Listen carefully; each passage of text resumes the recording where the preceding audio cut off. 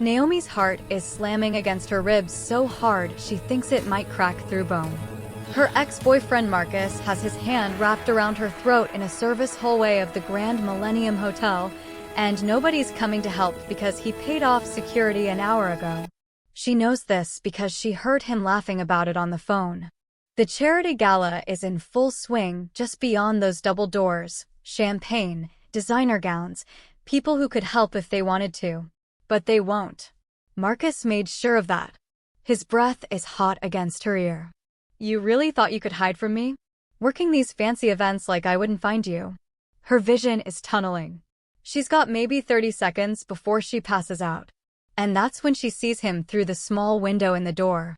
Oh Sung-jae, Korean Mafia boss. The man every criminal in Los Angeles either works for or fears. He's seated at the head table, surrounded by men in expensive suits who move like weapons. She's heard the rumors. 17 confirmed kills. Controls everything from Koreatown to downtown. Ruthless. Untouchable. Terrifying. She makes a choice. The kind of choice you make when you're out of options and running on pure survival instinct. She drives her elbow into Marcus's solar plexus, something she learned from a self-defense video she watched obsessively for 3 months. He loosens his grip just enough. She tears free and runs. Straight across that ballroom. Every eye turns. The music doesn't stop, but it should. Her heels click against marble like a countdown. Marcus appears in the doorway behind her, face twisted with rage. And Naomi does the insane thing. The thing that will either save her life or end it. She walks up to Oh Sung-jae, and while he's mid-conversation with 3 men who look like they eat people for breakfast, she sits directly on his lap. The entire table goes silent. One of the men reaches for something under his jacket. But Sung-jae raises one finger and everyone freezes. His hand comes to rest on her waist, steady and warm through the thin fabric of her server's uniform. She's shaking so hard her teeth are chattering. She leans close to his ear and whispers 4 words that will change everything. Please, just play along. If you're already hooked by Naomi's desperate gamble, tap that like button. This story gets darker, sweeter, and more intense from here. Trust me, you'll want to remember where you heard it first. Sung-jae doesn't move for 3 seconds. 3 seconds that feel like 3 hours. Naomi can see Marcus frozen in the ballroom entrance, his face cycling through shock, fear, and calculation. Everyone in LA's underworld knows whose lap she just claimed. And Marcus, for all his violence, isn't stupid enough to challenge Oh Sung-jae. Then Sung-jae does something that surprises everyone, including himself. He slides his arm more fully around her waist and turns his head so his lips brush her temple. To anyone watching, it looks intimate. Possessive. His voice is low, barely audible even to her. The man in the doorway. He hurt you. She nods against his shoulder. She can smell his cologne, something expensive and cedar dark. He won't again, Sung-jae says simply. Then louder, in Korean, he says something to his men. The one who reached for his jacket stands and walks toward Marcus. The conversation is brief. Marcus goes pale, turns, and disappears into the crowd. Naomi realizes she's still sitting on this dangerous stranger's lap, in front of 300 people, at a charity gala where she's supposed to be working. She starts to stand, but his hand tightens fractionally on her waist. Not yet. You ran to me for protection. If you leave too quickly, it looks like a mistake. Looks like you're still afraid. His voice is matter-of-fact, almost clinical. My name is Sung-jae. What's yours? Naomi. Her voice comes out scratchy from Marcus's grip on her throat. Well, Naomi, you just made yourself very interesting to some very dangerous people. Starting with me. He pauses. Stay for the rest of the gala. Let everyone see you're under my protection. Then we'll talk about what happens next. She should be terrified. She is terrified. But there's something about the way he's holding her firm but not imprisoning, protective without being possessive, that makes her feel safer than she's felt in 2 years. Which might be the most dangerous thing of all. What Naomi doesn't know, can't know, is that Sung-jae has been watching her for 3 weeks. Not because he's interested in her, at least that's what he's told himself, but because her ex-boyfriend has been laundering money through the restaurant where she works. Marcus is a small-time operator connected to Jinwoo Park, a rival organization Sungjae has been systematically dismantling. Naomi was supposed to be a surveillance target. Intel. Nothing more. But when she ran across that ballroom with terror in her eyes and chose him as her sanctuary, something shifted in Sungjae's carefully controlled world. Because he knows what it takes for someone to run toward a monster to escape another monster. That kind of desperation. That kind of courage. He recognizes it because he's lived it. The gala continues. Naomi stays on his lap because he hasn't released her and because standing means facing reality. His men return to their conversation, but she can feel their attention on her like a physical weight. One of them, a stern-looking man with silver threading his temples, keeps glancing at her with obvious disapproval. A woman in a sleek black dress seated at the next table catches Naomi's eye and gives her a small nod. Just that. But it feels like acknowledgement. After 20 minutes that feel like 20 years, Sungjae finally shifts. Can you walk? She nods. Her legs feel like water, but she'll manage. My car is in the private garage. Level P3. Black Mercedes, license plate ends in 888. Be there in 10 minutes. If you're not there, I'll assume you chose to handle this on your own. He pauses. I don't recommend that choice. He releases her. She stands on shaking legs. Every person in that ballroom is watching her walk away. She doesn't look back. 10 minutes later, Naomi is standing next to a Mercedes that costs more than she'll earn in 5 years. The garage is cold and echoes, and she's starting to think this is where people come to die in movies. Then Sungjae appears with the stern man and the woman in the black dress. Get in, Sungjae says. Not unkind. Just factual. They drive in silence through LA streets that glitter like broken promises. Naomi sits in the back with the woman, who introduces herself as Yuna. I'm head of personal security, she says quietly. You're safe with us. The stern man driving is Minsik, Sungjae's second in command. He hasn't said a word, but his disapproval radiates like heat. They pull into an underground garage of a building that screams old money and new power. The penthouse elevator requires a fingerprint scan. Naomi's brain is screaming at her that she's walking into a different kind of cage, but what choice does she have? Go home to an apartment Marcus has keys to? Run to a shelter he'll find in 3 hours? The penthouse is exactly what she expected. Floor-to-ceiling windows overlooking LA like a kingdom. Minimalist furniture that probably costs more than luxury cars. Everything in blacks and grays and silvers. Cold. Beautiful. Controlled. Sungjae pours himself whiskey. Offers her one. She shakes her head. Tell me about Marcus, he says. So she does. She tells him about meeting Marcus 2 years ago when she was a sous chef with dreams of opening her own place. How charming he was at first. How slowly he isolated her from friends, family, anyone who might question him. How the control became criticism, became cruelty, became violence. How she lost her job at the good restaurant because he kept showing up during service, causing scenes. How she's been working gala catering because it's harder for him to track, except tonight proved that wrong. She doesn't tell him about the bruises she covers with makeup. About the nights she slept in her car. About the phone she had to destroy because Marcus put tracking software on it. Some things are too raw to speak out loud to a stranger. When she finishes, Sungjae is quiet for a long moment. Then he says Marcus Lee, 28, works for a shell company that launders money for Jinwoo Park's organization. He's small-time but connected, which makes him dangerous. He looks at her. Did you know about the money laundering? No. I didn't know anything about. I thought he worked in real estate. Sungjae nods slowly. That's probably why you're still alive. You weren't useful as leverage and you didn't know enough to be a threat. He sets down his glass. Until tonight. Tonight you ran to me. That changes things. I didn't know what else to do. Her voice cracks. I just needed him to stop. And now he will. But we need to be strategic about this. Sungjae leans forward, elbows on his knees. I'm going to offer you a deal, Naomi. Think carefully before you answer. Here it comes, she thinks. The price. There's always a price. Stay here for 2 months. Pose as my lover.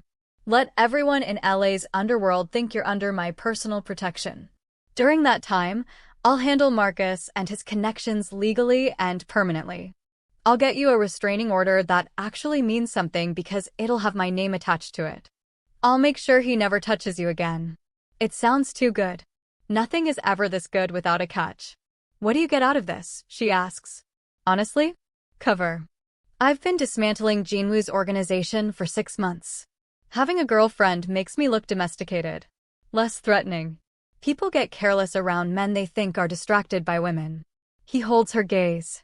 And yes, it gives me an excuse to keep you close while I figure out exactly what Marcus knows and who he's told. So I'm bait. No. Bait implies I'm using you to catch something. I'm using the situation to my advantage. There's a difference. He stands, walks to the windows. You'll have the guest suite. Private room, bathroom, your own space. I won't touch you without permission.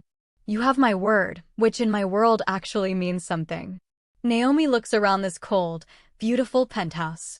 Thinks about her apartment with locks Marcus knows how to pick. Thinks about looking over her shoulder for the rest of her life. 2 months, she says. And then what? Then you're free. Clean slate. New identity if you want it. A job at one of my legitimate businesses if you need it. Or you walk away and never see me again. He turns to face her. Your choice. She should ask more questions. Should negotiate. Should do 1,000 smart things. Instead, she says, okay. Something flickers across Sungjae's face. Relief? Satisfaction? It's gone too quickly to read. Yuno will show you to your room. We'll go shopping tomorrow for clothes and anything else you need. For tonight, just rest. He pauses at the doorway. You're safe here, Naomi. I know you have no reason to trust that. But it's true. After he leaves, Yuno walks her down a hallway to a bedroom that's bigger than Naomi's entire apartment. The bed looks like it was made for royalty. There's an attached bathroom with a tub that could fit 3 people. He's not what you think, Yuno says quietly. Sungjae. Yes, he's dangerous. Yes, he's done terrible things. But he has a code. He doesn't hurt women or children. He keeps his word. And she hesitates. He's never brought anyone here. To his personal space. That means something. After Yuno leaves, Naomi sits on the edge of that enormous bed and finally lets herself shake. She's just made a deal with a Mafia boss. She's now part of whatever game he's playing with Marcus's organization. She should be planning her escape. Instead, she lies back on sheets that feel like silk and thinks about the way Sungjae's hand felt on her waist. Steady. Warm. Safe. And she wonders which is more dangerous, the devil she ran from, or the one she just ran to. She didn't sleep that night. Around 3 a.m., her anxiety drives her out of bed. She finds the kitchen, massive and professional grade, and does the only thing that's ever calmed her nerves. She bakes. She finds flour, sugar, butter, eggs. She makes cinnamon rolls from muscle memory, lets her hands work while her mind spirals. She's pulling the first tray from the oven when she hears, couldn't sleep either? She spins. Sungjae is standing in the kitchen entrance in black pajama pants and nothing else. She tries very hard not to notice the way his body looks like it was carved from marble. Fails completely. I'm sorry, I should have asked before I used your kitchen. I bake when I'm anxious and... It's fine. He walks closer. It smells incredible. He pauses. My mother used to bake when she couldn't sleep. After my father died, I'd wake up to the smell of bread at 2, 3 in the morning. It's the first personal thing he's told her. She doesn't know what to do with it. Do you want one? She holds out the tray. They need to cool, but... Yes. He takes a roll, tears it open, steam rising. He takes a bite and closes his eyes. Jesus. Where did you learn to bake like this? Culinary school. Before I met Marcus. Before everything fell apart. She takes a roll herself. I was going to open my own place. French-Korean fusion pastry shop. I had a whole business plan and everything. What stopped you? Marcus. He said it was too risky. That I should focus on stable employment. That I wasn't ready. She laughs bitterly. What he meant was he wanted me dependent on him. Sungjae is quiet for a moment. Then he says, after this is over, I'll front you the money. For your bakery. You don't have to. I'm not offering charity. I'm offering investment. I have a dozen properties that would be perfect for it. You'd pay me back with interest. Business. But his eyes are soft. Dreams shouldn't die because of men like Marcus. They stand in his kitchen at 3 in the morning, eating cinnamon rolls, and Naomi feels something shift. This isn't just a business arrangement. It's becoming something else. Something she can't name yet. Something that terrifies her almost as much as Marcus did. Thank you, she says quietly. For tonight. For all of this. Don't thank me yet. His voice is rough. My world is complicated, Naomi. Dangerous. You're about to see parts of it that can't be unseen. I know. Do you? He sets down his roll, looks at her directly. I'm not a good man. I've killed people. I'll probably kill more. The only reason Marcus is still breathing is because I need him alive for information. Otherwise, he doesn't finish. I don't need to. I know, she says again. But right now, you're the only person standing between me and someone who wants to hurt me. So whatever else you are, you're also my best chance at survival. Something in his expression shifts. Hardens. Go to bed, Naomi. Tomorrow your new life starts. She goes. But she feels his eyes on her until she turns the corner. The next 3 weeks are stranger than anything Naomi could have imagined. Sungjae moves her into his world with calculated precision. There's shopping, designer clothes that fit perfectly because Yuna apparently has a terrifying ability to guess measurements.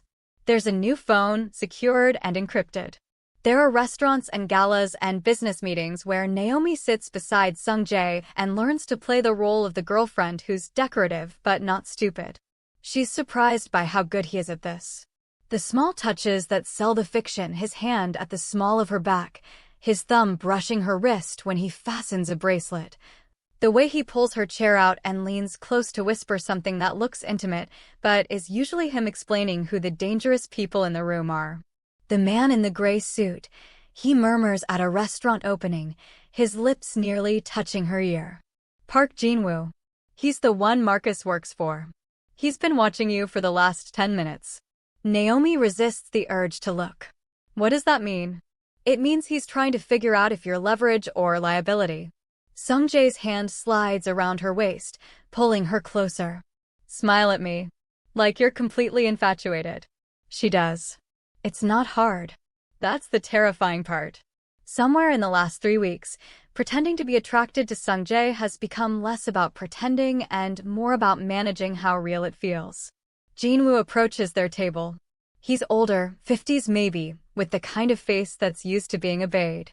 Sungjae, I heard you'd found someone special. I'm delighted to see the rumors are true. Jinwoo.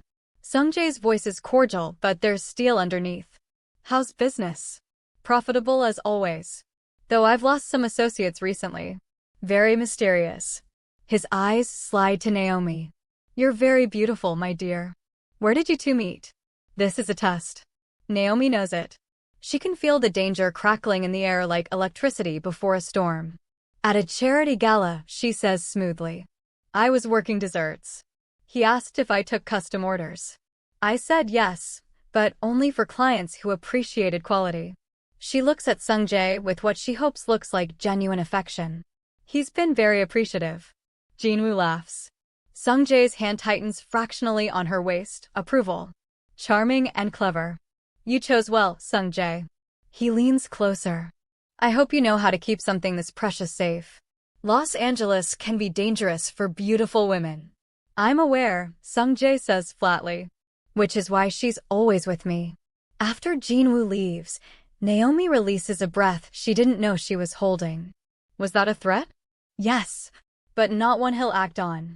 Not yet. Sungjae signals for the check. He's trying to figure out if you're a weakness. We need to make it very clear that you're not. That night, back at the penthouse, Naomi can't settle. The adrenaline from the encounter has her wired. She finds Sungjae in his study, working through papers even though it's past midnight. I thought you said I was safe, she says from the doorway. He looks up. You are. Then why did he threaten me? Because in my world, people threaten what matters to test for weakness. He's probing for information. Sungjae sets down his pen. If I seemed unbothered by his threat, it would suggest you don't actually matter. That this is a cover story. But if I react too strongly, I show vulnerability. It's a balance. So what's the right response? Controlled aggression. Which I'll deliver tomorrow when I make some of his shipments disappear. He studies her. This bothers you. The violence. Of course it bothers me. I didn't grow up in this world. I bake pastries for a living. I know. He stops. Starts again. That's what makes you dangerous to Jinwoo. You're normal. You make me look normal. It's destabilizing. Naomi crosses to his desk. Do you want to know what I think? Always. I think you're more destabilized by me than Jinwoo is. She doesn't know where this courage comes from. Maybe from 3 weeks of watching him watch her. I think this stopped being just business for you somewhere around the 2nd week. Sungjae goes very still. You should be careful making accusations like that. Why? What are you going to do? You already promised not to hurt me. She leans against his desk. I'm not stupid, Sungjae. I see how you look at me. How you find excuses to touch me even when nobody's watching. How you're in the kitchen every time I can't sleep. Naomi. I'm not complaining. I'm just saying I see you. And I think you see me. And I think we're both terrified of what that means. He stands slowly. Walks around the desk until he's close enough that she can smell that cedar cologne. You're right, he says quietly. I do see you. And yes, it terrifies me. Because in my world, caring about someone is the fastest way to get them killed. Marcus was a threat I could quantify. He gestures between them, this is something else entirely. Then let's not do this, she whispers. Let's keep it professional. 2 more months and I walk away, and we both forget this happened. I can't. His voice is rough. I've tried. I can't forget the way you looked when you ran to me. I can't forget how you taste, those cinnamon rolls you keep making when you think I'm asleep. I can't forget that you chose me when you had every reason to run the other direction. He lifts his hand, hesitates, then gently touches her face. I'm not a good man, Naomi. But I'm trying very hard to be good to you. She leans into his touch. Then kiss me. No. It's like cold water. She steps back. Why not? Because you're still afraid. Because you haven't processed your trauma. Because when I kiss you, and I will kiss you, it needs to be because you want me, not because you're grateful for protection or confused by proximity. He drops his hand. I won't be another man who takes from you. What if I'm offering? Then I'm saying no. For now. His eyes are dark. Go to bed, Naomi. Before I change my mind. She goes. But she feels his hunger following her like a physical thing. That level of restraint just made your heart skip a beat. Hit subscribe. Because I write about men who are dangerous in all the right ways, and this story is just getting started. Drop a comment telling me, Team Kiss now or Team Wait. I need to know. Everything changes 4 days later. Naomi is in the penthouse kitchen making croissants when the security alarm screams. She freezes. Through the window she sees Sungjae and his men pulling up, but they were supposed to be gone for 2 more hours. Something's wrong. Yuna bursts through the door first. Stay in the kitchen. Don't come out until I tell you. But Naomi can hear shouting. She grabs a knife, stupid, like that would help, and inches toward the living room. What she sees makes her blood freeze. Marcus. In the penthouse. He's bleeding from his temple and his hands are zip-tied, but he's here. He's in her safe space, and she can't breathe. Sungjae has him by the throat against the window. How did you get past security? Go to hell, Marcus spits. Minsik hits him. Once, precise and brutal. Answer him. Someone let me in.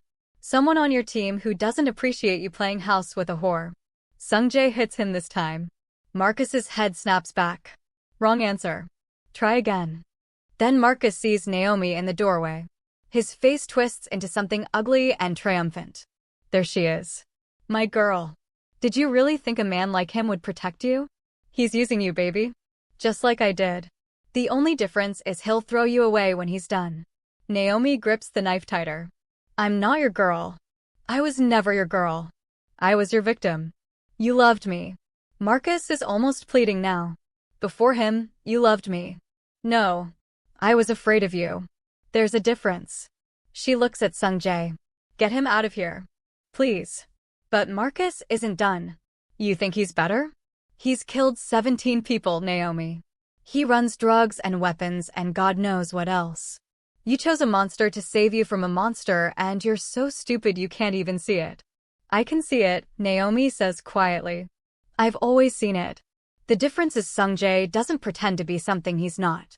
He doesn't gaslight me or manipulate me or tell me he loves me while he breaks my bones.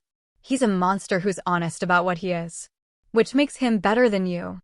Something breaks in Marcus's face. He lunges toward her even with his hands bound. Sungjae yanks him back, but not before Marcus screams, if I can't have you, nobody will. I'll burn down everything you touch. Minsik and 2 other men drag Marcus out. The penthouse falls silent. Naomi realizes she's shaking so hard the knife clatters to the floor. Sungjae is in front of her immediately. Are you hurt? She shakes her head. I can't speak. Look at me. His hands frame her face gently. He can't touch you. I swear to God, Naomi, he will never touch you again. How did he get in? Her voice is tiny. Sungjae's jaw clenches. Someone on my security team betrayed us. I'll find out who. But right now I need to know you're okay. I'm not okay. The tears come sudden and overwhelming. I'm not okay. I thought I was safe here. I thought she can't finish. He pulls her against his chest. She realizes he's shaking too. I'm sorry. I'm so fucking sorry. This is on me. I should have been more careful. They stand there in his kitchen, her soaking his shirt with tears, him holding her like she's the most precious thing in the world. And Naomi realizes that somewhere in the last month, this stopped being about survival and started being about something else entirely. When she finally pulls back, his eyes are dark with something that looks like rage and hunger combined. I need to move you somewhere safer. One of my secondary properties. Until I root out whoever betrayed us. No. Her voice is steadier than she feels. If I run, Marcus wins. He wants me afraid. I'm done being afraid. Naomi, teach me. The words surprise her as much as they surprise him. Teach me to fight. Really fight. Not just basic self-defense. I want to know how to hurt someone who tries to hurt me. That's not who you are. Maybe it needs to be. Maybe I'm tired of being the victim who needs saving. She steps back. You said you'd protect me. Well, protect me by making me dangerous. Sungjae searches her face for a long moment. Then he nods. Okay. We start tomorrow. The next morning, Naomi wakes to find workout clothes laid out. Sungjae is waiting in the private gym that takes up half of the building's second floor. He's in athletic gear and for the first time, she sees the full extent of the tattoos that cover his shoulders and back, dragons and tigers and symbols she doesn't recognize. We'll start with the basics, he says. How to break holds, where to strike for maximum damage, how to use your environment as a weapon. For 2 hours, he works her harder than she's ever been worked. Shows her how to break a wrist grip, how to go for eyes and throats, how to turn household objects into weapons. He's patient and thorough, and when he demonstrates holds on her, his touch is clinical. Professional. Until it's not. They're practicing escapes and she's pinned beneath him on the mat, and suddenly the air changes. His breathing shifts. His body presses heavier against hers, but not threateningly, it's something else. Want. Raw and barely controlled. Again, he says roughly. Try to escape. She uses the technique he taught her, hip thrust, rotation, arm bar. But instead of rolling away, she ends up straddling him, both of them breathing hard, sweat slicked and electric. His hands are on her hips. Hers are braced on his chest. Neither of them moves. Naomi. Her name sounds like gravel in his throat. You need to get off me. Why? Because if you don't, I'm going to do something we can't take back. What if I don't want to take it back? His hands tighten on her hips. You're not thinking clearly. Adrenaline does this. Makes you confuse intensity for attraction. I'm not confused. She leans down until their faces are inches apart. I know exactly what I want. You want safety. You want protection. That's not the same as wanting me. Then let me prove it. And she kisses him. For a heartbeat, he's frozen. Then he's kissing her back like he's drowning and she's air. His hand buries in her hair, the other pulling her flush against him, and Naomi feels like she's burning from the inside out. He kisses like he fights, controlled and precise, but with violence underneath. She can taste his hunger, his restraint breaking, and she wants more. He rolls them suddenly so she's underneath him, breaks the kiss, breathing ragged. We can't. Why not? Because you deserve better than this. Better than me. Because he stops. Starts again. Because when I have you, and God help me, I will have you, it needs to be when you're free. Really free. Not running from Marcus. Not grateful for protection. Not confused by proximity. When you choose me because you want me, not because you need me. She touches his face. What if I already choose you? Then choose me tomorrow. And the day after. And the day after that. And if you still choose me when this is over, when Marcus is gone and you're safe and you have options again, his voice cracks. Then I'll give you everything I am. Everything I have. But not like this. Not when you're vulnerable. He rolls off her. Stands. Leaves her on that mat trying to remember how to breathe. That night, Naomi lies in bed and thinks about a man who could take whatever he wants, but chooses restraint instead. A man who kills without hesitation, but won't touch her without explicit consent. A man who's teaching her to be dangerous while treating her like she's precious. And she realizes she's not falling for Oh Sung-jae. She's already fallen. Completely. Irrevocably. Terrifyingly. 2 weeks pass. The tension between them is unbearable and electric. Every touch burns. Every look carries weight. They're professional in public and carefully distant in private, and Naomi is losing her mind. Then Jinwoo makes his move. Naomi is at the bakery where she's been consulting, one of Sung-jae's legitimate businesses, when Yoona gets a call. Her face goes white. We need to go. Now. In the car, Yoona explains.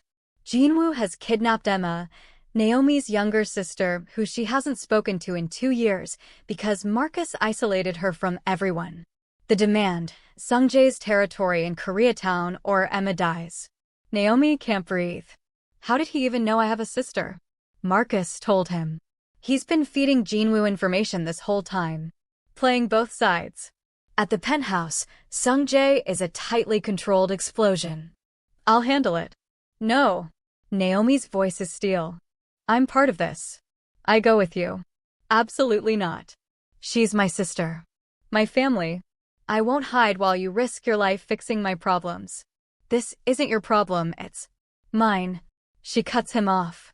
This is mine. Marcus used me. Jinwoo is using Emma to get to you. I am part of this whether you like it or not. So either I come with you or I go alone. Min-sik clears his throat. Boss. She has a point. If Jinwoo sees her, sees that she's willing to trade herself for her sister, it might buy us negotiating room. Sung-jae looks at Naomi with something like anguish. If anything happens to you, then you make them pay for it. She steps closer. I trust you. Trust me back. Let me be part of the solution instead of the problem you have to fix. He stares at her for a long moment. Then he nods. You wear a wire. You follow my lead. And the second I tell you to run, you run. Understood. Understood. They plan for 3 hours. The meeting is set for an abandoned warehouse in Vernon, cliché but effective. Jinwoo will bring Emma. Sung-jae will bring Naomi as a show of good faith. What Jinwoo doesn't know is that Min-sik and 15 men will be positioned around the building. In the car on the way there, Sung-jae takes Naomi's hand. After this is over, we need to talk. About what?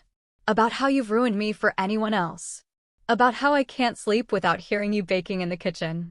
About how I look at you and see my entire future and it terrifies me because I've never wanted a future before. He brings her hand to his lips. About how I'm in love with you and I don't know what the hell to do about it. Naomi's heart stops. Restarts. Sung-jae, tell me after, she whispers. Tell me when we're both safe and my sister is safe, and I can actually process what you just said without having a panic attack. He smiles, small and soft. Deal. The warehouse is exactly as terrible as expected. Concrete and shadows and the smell of rust and neglect. Jinwoo is waiting with Emma, who looks terrified but unharmed. Marcus is there too, standing beside Jinwoo like a loyal dog. The sight of him makes Naomi's blood boil. Sungjae. Jinwoo's voice echoes. And you brought the girl. How romantic. Let her sister go. This is between us. Oh, but it's not. You see, I've realized something. You don't care about territory. You care about her. Jinwoo gestures at Naomi. Marcus told me everything. How she's not just a cover story. How you've gone soft. How you're planning to leave the business. That's why you've been dismantling my operations, not to take over, but to get out clean. Sungjae doesn't confirm or deny. What do you want? Everything. Your territory. Your connections. Your operations. And you walk away breathing. That's generous considering you've cost me $17 million in the last 3 months. Naomi steps forward. Let Emma go and I'll stay. Trade. No. Sungjae's voice is sharp. Interesting. Jinwoo looks at her with new appreciation. You love him. How unexpected. Tell me, does he love you back? Or are you just another pretty distraction? He loves me, Naomi says clearly. And I love him. Which is why I won't let my sister die for our mistakes. Let her go. Keep me. You get leverage and Sungjae gets to keep his empire. Naomi, don't, Sungjae starts. But Naomi is already moving toward Jinwoo. She can feel the wire taped to her ribs. Can see Sungjae's men in the shadows. She just needs to get close enough. Needs Jinwoo to admit what he's done. The police are listening to every word through Sungjae's connections in the LAPD. Jinwoo grabs her arm. Pulls her close. You're braver than you look. Stupid, but brave. Tell me something, Naomi says. Did you order the hit on Sungjae's father? 10 years ago? That's what this is really about, isn't it? Not territory. Revenge because he figured out you were the one who ordered the assassination. Jinwoo's eyes narrow. Clever girl. Marcus said you were just a pretty face. Marcus is an idiot. And a coward. He was laundering your money and skimming off the top. Did you know that? He's been stealing from you for 2 years. Marcus goes pale. She's lying. Am I? Naomi looks at Jinwoo. Check the accounts. Shell company under his mother's name. He thought he was too small for you to notice. Jinwoo turns to Marcus with death in his eyes. In that moment of distraction, Sungjae moves. It happens so fast Naomi barely processes it. Gunshots. Shouting. Minsik and his men pouring in from every entrance. Jinwoo trying to use Naomi as a shield, but she remembers her training. She drops her weight, breaks his grip, drives her elbow into his solar plexus. Sungjae is there immediately, pushing her behind him. Jinwoo goes for his gun, but 3 red dots appear on his chest. He freezes. Behind him, Marcus tries to run. Doesn't make it 3 steps before Minsik tackles him. The police arrive 6 minutes later. Jinwoo is arrested on charges of kidnapping, attempted murder, and about 17 other crimes that Sungjae's recorded evidence will support. Marcus is arrested too, and Naomi feels something break loose in her chest when they read him his rights. Emma runs to Naomi sobbing. I'm sorry, I'm so sorry, I should have been there when you needed me, I should have. It's okay. Naomi holds her sister tight. It's okay. We're okay. But when she looks over Emma's shoulder, Sungjae is gone. Minsik approaches. He had to slip out before the police started asking questions. Too much attention isn't good for business. He said to bring you home when you're ready. Home. The penthouse has become home. When did that happen? Naomi spends 3 hours giving her statement to the police. They're surprisingly gentle, probably because Sungjae's lawyer, expensive and sharp as knives, is sitting beside her. Emma is released after her own statement. They exchange numbers, promise to talk soon, really talk, rebuild what Marcus destroyed. Still with me? If you felt every moment of this journey, the fear, the tension, the slow burn falling, leave a comment with your favorite scenes so far. And if you're desperate to know how this ends, that like button is right there. Let's finish this together. It's nearly dawn when Naomi finally gets back to the penthouse. She's exhausted and wired and her entire body hurts. She expects Sungjae to be waiting. He's not. The penthouse is dark and empty. She finds him on the roof, a space she didn't even know existed. He's standing at the edge, looking out over the city that's starting to wake up. He doesn't turn when she approaches, but she knows he heard her. "You did good tonight," he says quietly. "The thing with Marcus's theft. That was smart. I pay attention." She moves to stand beside him. "Emma's okay. Scared but okay. Good." They stand in silence. The sun is starting to paint the sky in oranges and pinks. Finally, Naomi says, "You told me you loved me." "I did. Did you mean it?" He turns to look at her. His eyes are dark with exhaustion and something deeper. "Every word." "Then why are you up here instead of down there with me?" "Because you're free now. Marcus is in jail. Jin-woo is in jail. The threat is gone. You don't need my protection anymore." He looks back at the city. "Which means you can leave. Choose a different life. Something normal and safe and far away from me." "What if I don't want that?" "You should want that." "I'm not, Naomi, I'm not a good man. Tonight was evidence of that. I've killed people. I'll probably kill more. My world is violent and dangerous and complicated. I know. You could have anyone. Someone legitimate. Someone who doesn't have blood on his hands. I don't want anyone else." She steps in front of him, forces him to look at her. "I want you. The real you. Not the sanitized version. Not the version you think I can handle. I want the man who kills to protect what's his. The man who taught me to be dangerous while treating me like I'm precious. The man who makes me cinnamon rolls at 3 a.m. and listens to my dreams and looks at me like I'm the only thing in the world that matters. I do look at you like that." His voice is rough. "Because you are. The only thing that matters. Then stop trying to push me away. Stop deciding what's good for me. I'm a grown woman who just helped take down a mafia boss. I think I can decide what I want." She touches his face. "And I want you. All of you. The darkness and the violence and the complicated world. I want to wake up in your bed and bake in your kitchen and build something real with you. If you'll let me." He catches her hand, presses it against his face like he's memorizing the feel of it.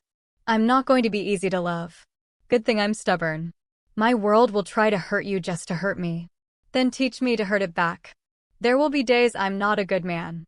Days I do things that make you question this choice. Then I'll question. And you'll answer. And we'll figure it out together." She leans closer. "Stop making excuses, Sungjae. Do you want this or not?" "I want this." The words come out like a confession. "God, Naomi, I want this so much it scares me." "Then kiss me. For real this time. Not because we're pretending. Not because someone's watching.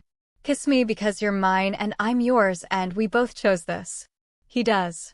He kisses her like he's been starving for it. Like she's oxygen and he's been holding his breath for years. His hands bury in her hair and pull her flesh against him, and Naomi feels like she's finally home. She kisses him back with everything she has, all her fear and hope and desperate love for this complicated, dangerous man who makes her feel safe. When they break apart, both breathing hard, he rests his forehead against hers. "Come to bed with me." It's not a command. It's a question. An invitation. A choice she gets to make freely. "Yes," she whispers. He takes her hand, leads her downstairs to his bedroom, a space she's never entered. It's surprisingly simple. Big bed with dark sheets. Minimal furniture. But there are small signs of him everywhere. Books on the nightstand. A photo of an older woman who must be his mother. And on the dresser, one of Naomi's hairpins that she left in the kitchen weeks ago. He kept it. He sees her notice. "I've been collecting pieces of you for weeks. Telling myself it was nothing. That I was just keeping track of my guest." He pulls her closer. "I was lying to myself." "No more lies," she says. "Not between us. No more lies." He kisses her again, slower this time. Deeper. His hands slide down her sides, careful and reverent. "Tell me if you want to stop. Any time. For any reason. I won't want to stop. Tell me anyway. I need to hear you can." I can stop this anytime I want. She pulls back to look at him. But I don't want to. I want you. I want this. I want everything we've been dancing around for 2 months. Something in his expression breaks open. He lifts her easily, lays her on his bed like she's something precious. The sunrise is painting the room in gold, and Rose and Naomi has never felt more alive or more certain. I love you, she says as he settles over her. I love you and I choose you and I'm not afraid. I love you. He kisses her throat, her collarbone, the hollow at the base of her neck. I love you and I'll spend every day proving I'm worth this choice. What happens next is slow and sweet and consuming. He undresses her carefully, kissing every inch of skin he reveals, worshipping her like she's sacred. She undresses him too, tracing the tattoos that map his body, learning the scars that tell his story. There's a bullet wound on his shoulder from when he shielded her. She kisses it. He shudders. Naomi, I've got you, she whispers. I've got you. He makes love to her like he fights, with complete focus and devastating precision. But there's tenderness too. Care. He watches her face, learns what makes her gasp and arch and beg. Takes his time even though she can feel how much he wants to rush. When she finally falls apart in his arms, his name on her lips, he follows her over that edge like he's been waiting for permission. After, they lie tangled together in sheets that smell like cedar and something uniquely them. The sun is fully up now, painting the room in bright light. Naomi traces patterns on his chest and feels more at peace than she's felt in years. What happens now? She asks quietly. Now we figure out how to build a life. He kisses her temple. I meant what I said. About leaving the business. Legitimizing everything. It'll take time, but I want out. I want a future that doesn't end in prison or a bullet. What would you do if you weren't doing this? I don't know. Something boring probably. Real estate development. Restaurant management. Whatever lets me come home to you every night without blood on my hands. He pauses. What about you? Still want that bakery? More than anything. Then we'll make it happen. French-Korean fusion pastry shop. I know the perfect location. Ground floor of one of my buildings downtown. He pulls her closer. We'll call it Sanctuary. Naomi's throat tightens. That's perfect. They stay in bed all day, talking and touching and learning each other without the weight of danger pressing down. It's the first time since she sat on his lap 2 months ago that they're just two people who chose each other. No threats. No pretending. Just them. Around sunset, Naomi's phone buzzes. Emma. They text for a while, making plans to meet for coffee, to really talk, to rebuild their relationship. Then a text from Yuna, about damn time. He's been insufferable for weeks. Naomi shows it to Sung-jae. He laughs, and she realizes it's the first time she's heard him really laugh.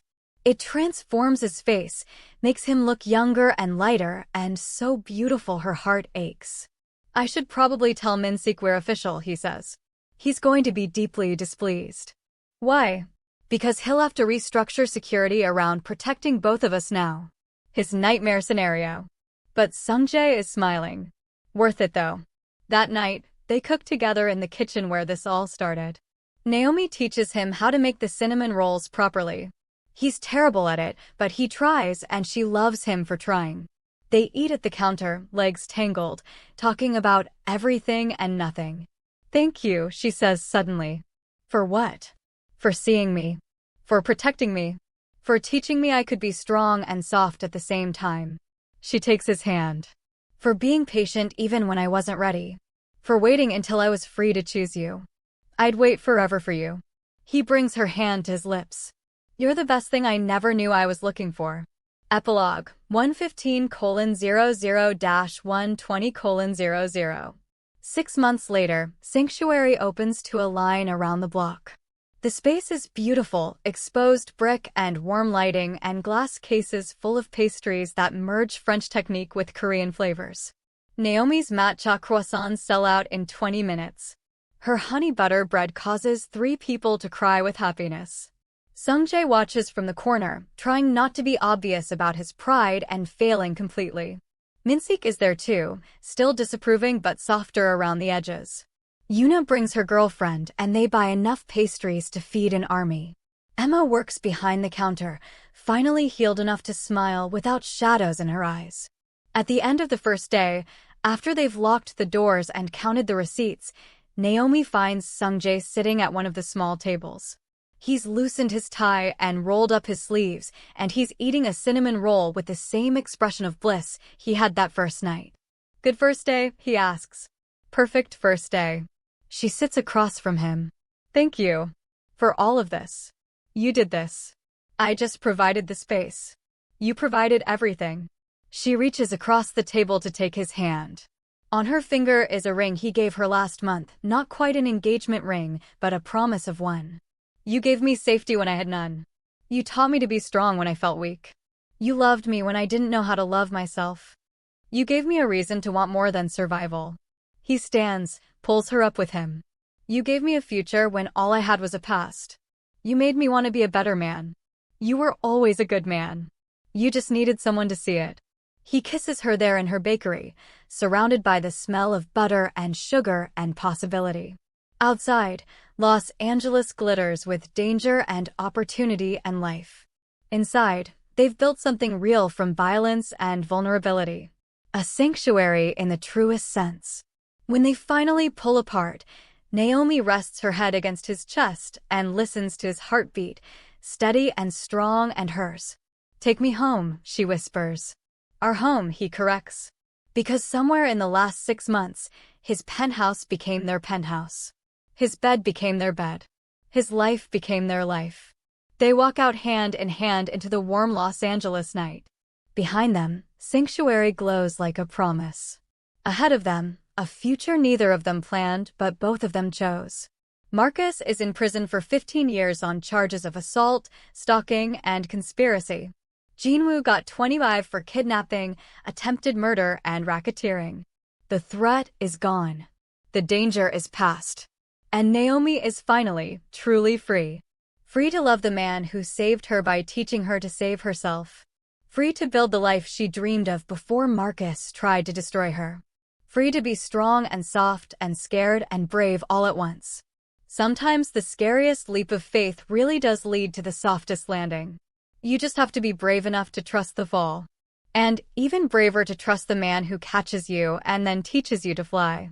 If you made it this far, you just experienced something rare, a love story that doesn't shy away from darkness, but finds light anyway. If this resonated with you, if Naomi's courage or Sungjae's redemption touched something in your heart, do me a favor. Hit that like button. Leave a comment telling me which moment got you. Was it the first desperate lapse? The 3 a.m. cinnamon rolls? The gym scene where everything almost broke? I read every single comment and your reactions fuel these stories. Asterisk, asterisk. And if you want more stories about broken people finding wholeness in unexpected places, about women who choose strength over safety, about complicated love that earns its happy ending, subscribe. Because I've got more stories brewing. Darker ones. Sweeter ones. Stories that will make you believe in second chances and first loves, and the terrifying, beautiful courage it takes to trust someone with your heart. Asterisk, asterisk. Until next time, remember, sometimes the most dangerous choice is also the bravest one. Choose love anyway. Asterisk, asterisk.